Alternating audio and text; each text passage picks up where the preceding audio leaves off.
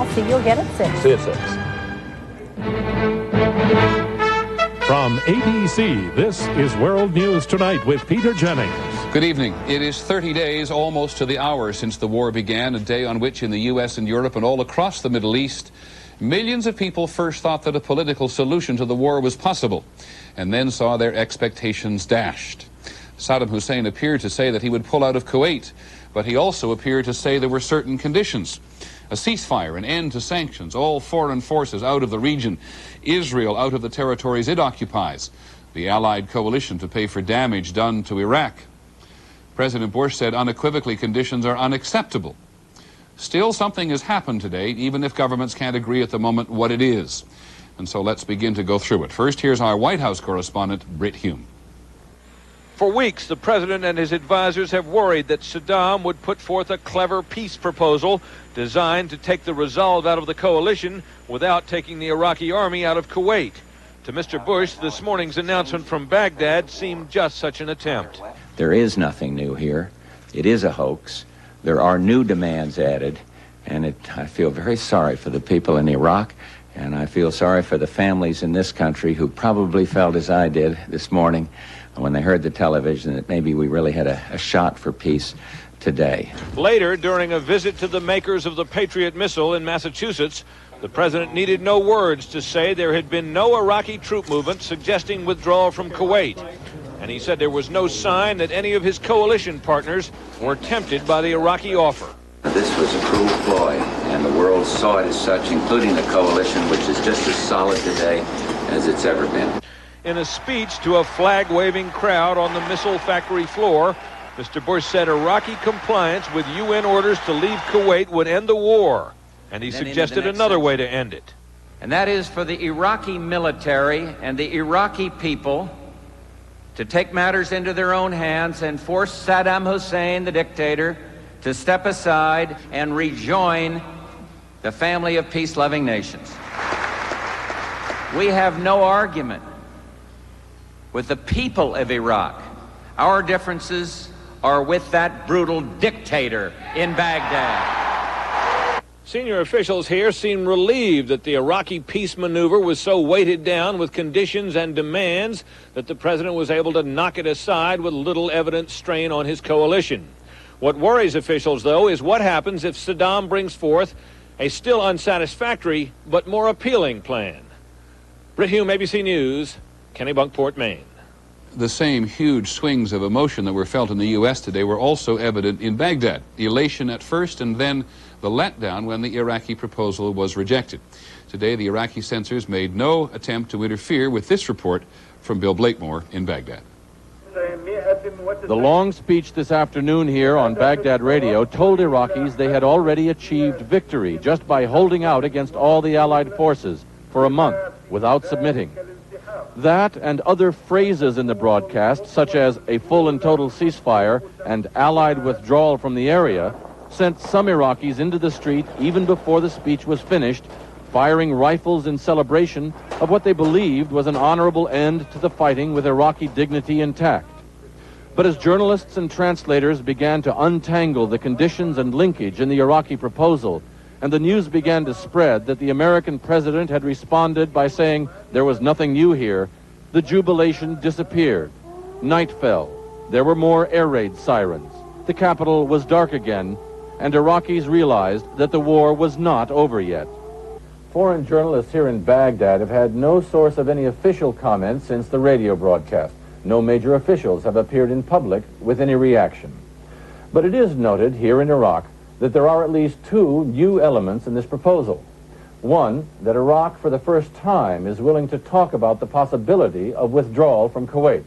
There was no mention in the proposal about Kuwait being Iraq's 19th province. It's also considered significant here that the proposal said Iraq would be willing to accept a regional post-war security system that would include Iraq's former enemy, Iran. Soviet envoy Evgeny Primakov's Baghdad meeting with Saddam Hussein 2 days ago is believed here to have helped pave the way for a possible breakthrough when Iraqi Foreign Minister Tariq Aziz visits Moscow this weekend. Bill Blakemore, ABC News, in Baghdad. All day today there's been this issue of linkage. The Iraqi ambassador to France reaffirmed what the belief was out of Baghdad, that there was linkage between Saddam Hussein pulling out of Kuwait and all the other things that he had actually demanded. It was also that led so many people in and out of the Middle East to believe that the Iraqi proposal was truly a non-starter. Still, a lot of people are not prepared to write it off altogether. Here's ABC's John McWethy. State Department analysts say today's Iraqi proposal does have some subtle differences from past statements by Baghdad. For the first time, the Iraqis mention a, quote, readiness to deal with Security Council Resolution 660. That is a resolution which calls for Iraq to withdraw immediately and unconditionally from Kuwait.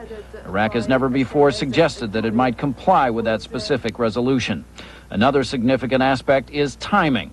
This is the first policy statement out of Baghdad since the war began, and it follows Saddam Hussein's decision to send his foreign minister to Moscow this weekend. Still, there is sharp disagreement whether this might be an opening bid to end the war or just more posturing. In Cairo, 8 Arab allies who are fighting against Iraq rejected the proposal as not serious. The UN ambassador to Yemen, an Iraqi supporter, called it a major breakthrough. Everybody was looking for the magic term, for the magic word.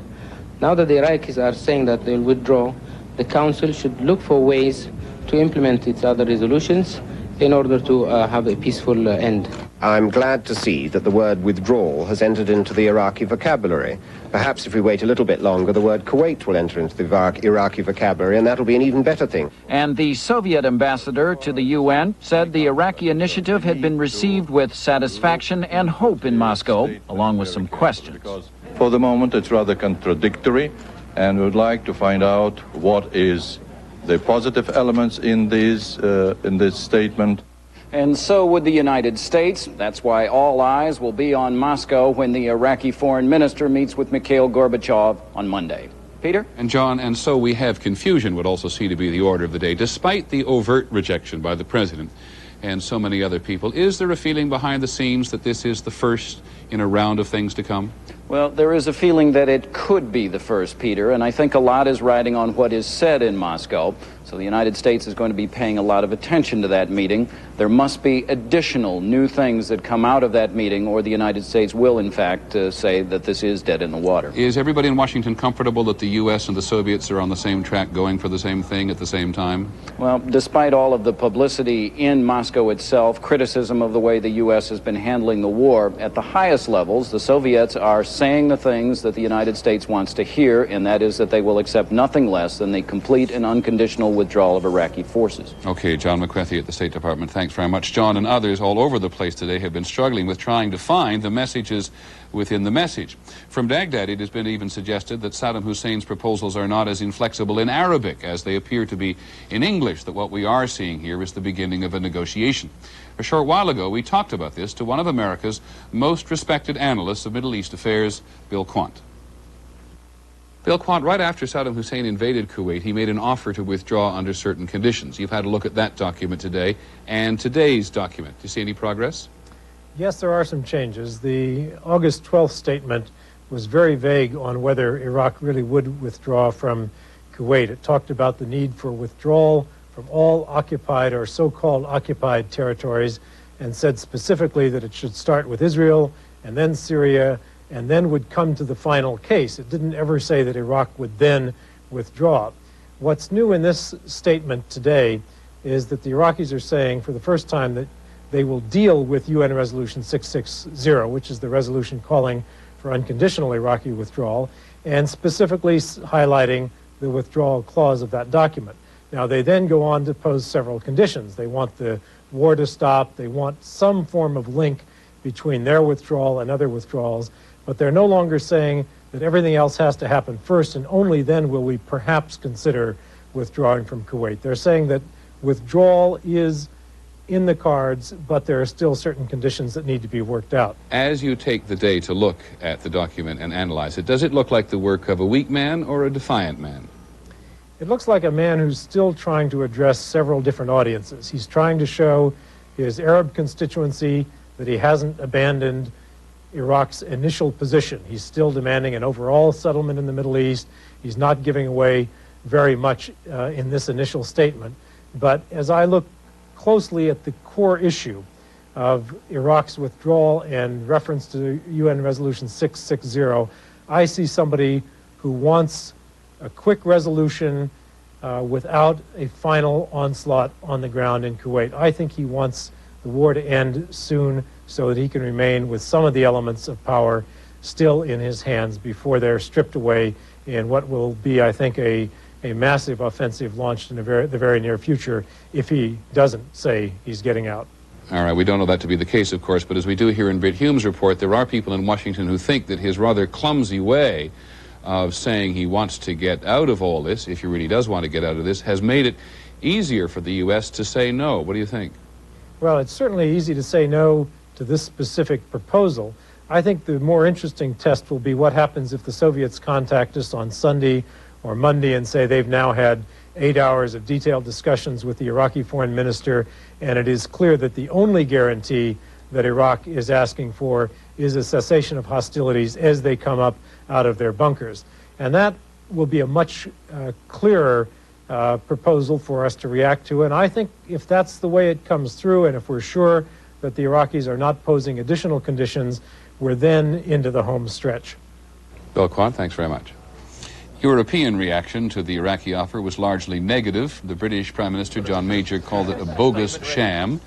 The German Chancellor and Helmut Kohl, and the French President, Francois Mitterrand, who met in Paris today, agreed there were simply, at this point, too many conditions. We'll have more news in just a moment.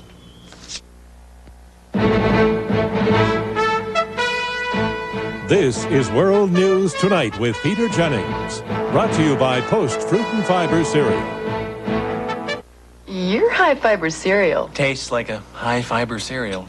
But my high-fiber cereal is different. Why? Because it comes in a big red box? No, because it's delicious. Really? It's the only one with this delicious combination of raisins, dates, nuts, and crunchy clusters. Keeps sounding better and better. And crispy high-fiber bran flakes. That makes it perfect. That makes it fruit and fiber. And that makes fruit and fiber my high-fiber cereal. Post Fruit and Fiber Cereal. Delicious.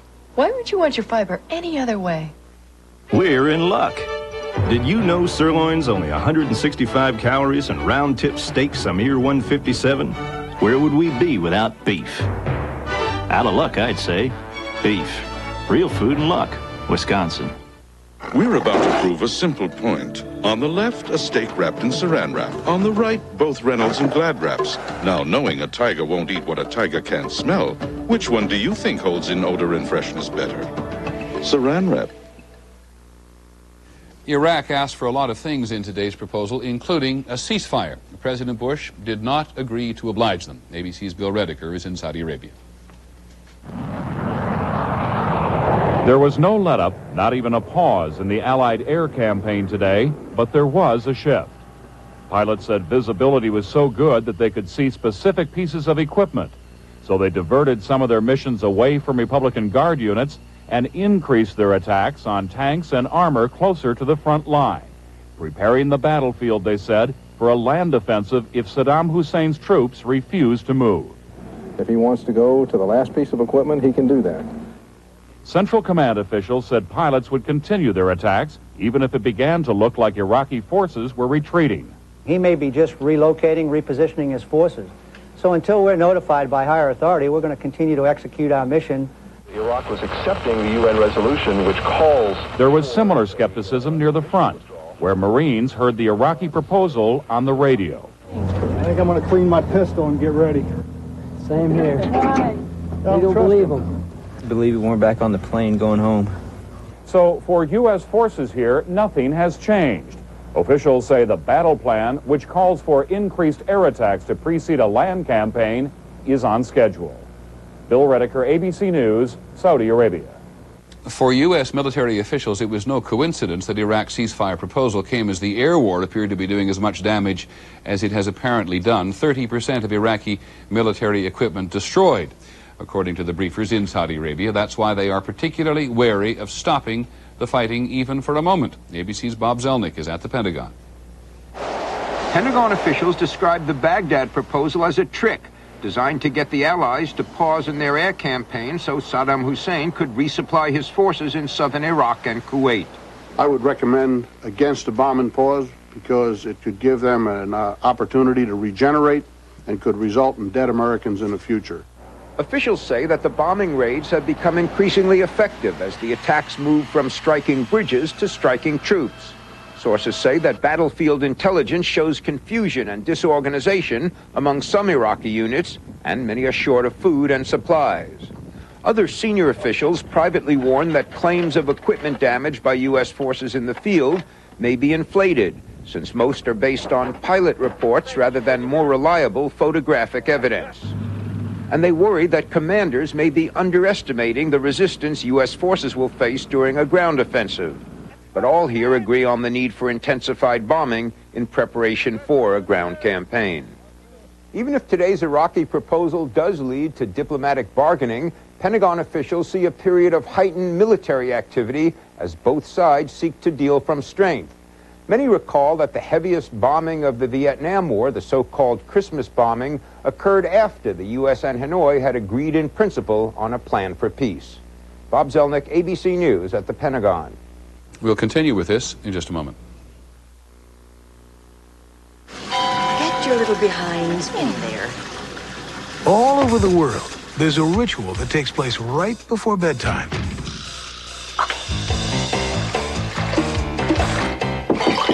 And don't forget to wash behind your ears. And for over 35 years, one faucet has helped more kids get away with it. And you two better be clean.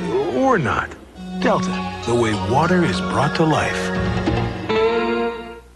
Calumet Farm in Kentucky has produced more legendary racehorses than any other stable.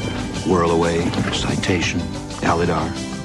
When excellence becomes a tradition, there's no end to the greatness. And it doesn't happen only in horse racing. Ford has set the pace in the auto industry from the outset. And with billions of dollars invested in models like our new Crown Victoria and Grand Marquis, we're going to stay out in front. Ford Motor Company. We built this business to help insure your dreams. Built this business to make you feel safe and secure. We built this business to build your future. ITT built these businesses into leaders. We built them by taking care of people. We built this business. We built this business to build your dreams. Built this business. The reaction in Israel today to the Iraqi proposal was immediate. There can be no peace, said the Prime Minister Yitzhak Shamir, until Saddam Hussein is driven from power. ABC's Dean Reynolds is in Tel Aviv. Right-wing or left-wing, there was general relief among Israelis that hardly anybody seemed to buy Iraq's latest maneuver, especially the linkage to the Palestinian problem. The linkage, again, is in a way a demand for a reward. Why should he be rewarded?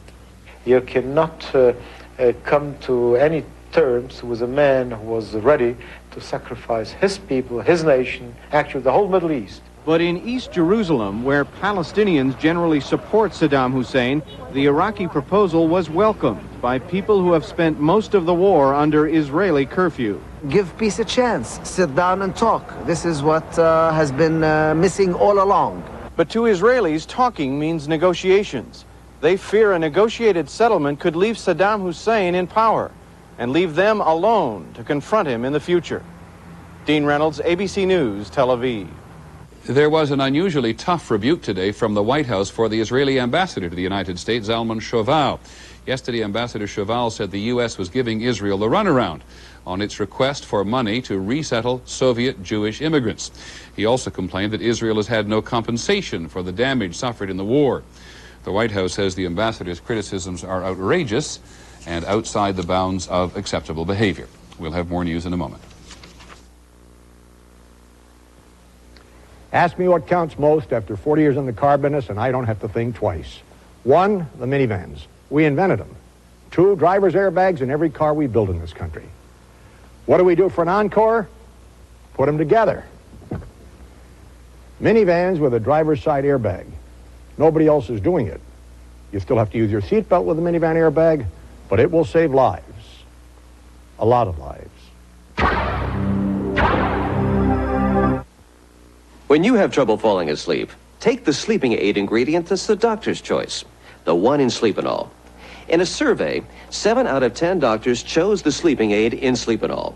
Sleepinol contains the doctor's choice to fall asleep fast. This itchy rash needs special treatment. Maximum Strength Cortisone 5, with the medicine doctors recommend most, gets under the itch for soothing relief and help in healing. See? The rash is gone. Use Cortisone 5 with the medicine doctors recommend most.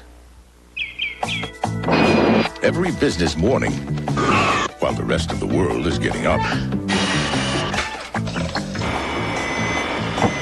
UPS is guaranteeing overnight delivery before 10:30 to the most people, places, and businesses for up to half what other companies charge. And every business morning, more people are waking up to that fact. Good morning. Morning. The Japanese do it. The Germans do it. Even Icelanders do it. While others save, America spends. Now Dreyfus says, save America to help save America. Call 1-800-DREYFUS. Understand you got yourselves a new house. Well, a not-so-new house. That's why Ace is the place for us. Quickset deadbolt or entry locks are only $7.44 each. The O-Cedar Power Strip Sponge Mop is $3.99 after rebate. Old house or new, there's only one thing to do. Ask Ace. In Baghdad today, civil defense workers continue to find bodies in the wreckage of the bunker that was bombed by the U.S. this week. They say the death toll is now 306. Despite the loss of civilian lives, Americans do not think that military tactics should change. Our polling unit asked people last night if the U.S. should stop bombing Baghdad in order to avoid civilian deaths. 75% said no. By this morning, the public had a new factor to consider: the Iraqi proposal. For many Americans, it has been a day of disappointment. Here's ABC's Judy Muller. Bob and Liz Ryder of Portland, Oregon, woke up to what sounded like good news. My first reaction was, is it really true? Are they really going to do it? The Ryders have 4 children serving in the Gulf. I felt real good this morning, and then after President Bush came on and said what he did, I got kind of a pit in my stomach, you know, because I got to thinking then, well, you know, he's kind of right, because can we really trust this guy? Across the country, Americans reacted with skepticism to Saddam Hussein's offer. On the streets of Denver, I agree with the president right now. I think it's pretty much a big joke. I don't trust him any farther than I can throw him. At a bar and grill in St. Louis, I think to call it a hoax is the best way to proceed right now. It could change tomorrow. At a high school in Los Angeles, President Bush stated that they want an unconditional withdrawal of Kuwait, and these are several conditions which are ridiculous. And it's just another attempt by Saddam to make us look like the bad guy. But others saw a chance, however slim, for peace. At Georgia Tech in Atlanta, I think if we don't take advantage of it, we stand to lose a great deal in terms of the lives that will be lost, but also in terms of a further deterioration of the world standing of our country. Iraqi native Henry Razouk agrees. He became a U.S. citizen today. I would take any gesture that believes in peace, because that's all what I want. I want peace. Some felt confused by the day's events. So, you know, your emotions get, hey, the war's over, my kid's going to come home. You know, everybody's going to come home, my kid's going to be safe. Then an hour later, it reverts itself completely on the way to work. For many Americans, this day has been an emotional roller coaster, taking them from hopes for peace back to the reality of war, a war that could escalate at any time. Judy Muller, ABC News, Los Angeles. There was other important news today. It just didn't seem so to many people. There was a blizzard of economic numbers. Wholesale prices went down 0.1% in January. Lower energy prices were a major reason. The trade deficit last year was $101 billion. That's the smallest it's been since 1983. But the main reason in this case was that Americans bought fewer imported goods, which is a sign of economic weakness, not necessarily of strength. And another sign of weakness, industrial production was down 0.4% last month, and that is the 4th drop in a row. It was another big day on Wall Street. The Dow Jones Industrials gained more than 57 points to close at 2934. The trading was heavy, and that brought the gain for the week to nearly 104 points. And there was a development of enormous significance in South Africa today. Last fall, the African National Congress tentatively agreed to give up its armed struggle against the minority white government if the government would allow peaceful mass protests and also permit exiles to return to South Africa. Today, the government and the ANC reached final agreement, and the ANC says the armed struggle will truly stop. We'll be back in just a moment. So what are we hearing now? Wait on airbags for minivans. Nobody puts an airbag in a minivan. It's too tough to engineer them. Well, we did it anyway. No waiting. They're here. Sure, people still have to wear seatbelts with a minivan airbag. So what? Everybody should wear a seatbelt. No, some things you wait for, some things you don't. Minivans with airbags, you don't wait.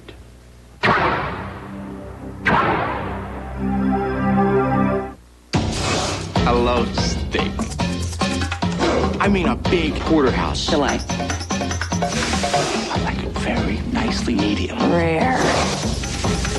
The sound is like... Wait. It's not done. Now. It's done. Done. A1 is how steak is done. Flu update. The Centers for Disease Control report. 3 highly contagious flu strains, and they're spreading unchecked. Millions will be stricken. What will you do? Doctors recommend Theraflu. Theraflu is hot liquid medicine. Strong therapy for flu symptoms. Hot liquid therapy that works fast. What will you do when you get the flu? Doctors recommend Theraflu. Strong therapy for flu symptoms. This is Bob Mueller. Coming up on Channel 2 News at 6, we will go live to Saudi Arabia for troop reaction to Saddam Hussein's peace proposal, a proposal President Bush calls a hoax. We'll have that story and more next on Channel 2 News at 6. Just before we leave you, the news that caused so many ups and downs on this 30th day of the war, the proposal from Iraq announcing it is ready to deal. That was the word with the UN resolution that calls for its withdrawal from Kuwait. A cruel hoax, said President Bush, because there were conditions attached, including demands for a ceasefire, payment for damage caused to Iraq, Israeli withdrawal from the territories which it occupies. Many of the other Arab states, certainly those along the Persian Gulf, also said the Iraqi proposal was unacceptable. There was no direct response, particularly formal response on an individual basis from Saudi Arabia, though the Kuwaitis were very vocal today on saying it was unacceptable to them. The Iraqi Foreign Minister, Tariq Aziz, reportedly is going to be in Moscow on Sunday. We shall keep our close eye on that over the weekend. That's our report on World News tonight. We'll have the latest on the war every hour on the hour as usual. There will, of course, be more on Nightline. I'm Peter Jennings. Have a good weekend and good night. And now, the news continues with Channel 2 News at 6.